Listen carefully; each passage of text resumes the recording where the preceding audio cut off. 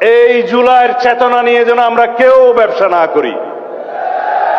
যারা জুলাইয়ের চেতনা নিয়ে বিভিন্নভাবে রাজনৈতিক সংগঠন করে রাজনৈতিক ফায়দা নেওয়ার জন্য চেতনা বিক্রি করছে, তাদের পরিণতি কিন্তু ভবিষ্যতে দেখা যাবে। ইতিহাস কিন্তু তাই। যারা ৭১-এর মুক্তিযুদ্ধের চেতনা বিক্রি করত, তারা চেতনা বিক্রি করতে করতে আজকে দিল্লি যেয়ে বসে আছে। বাংলাদেশের মানুষ তাদেরকে উৎখাত করেছে।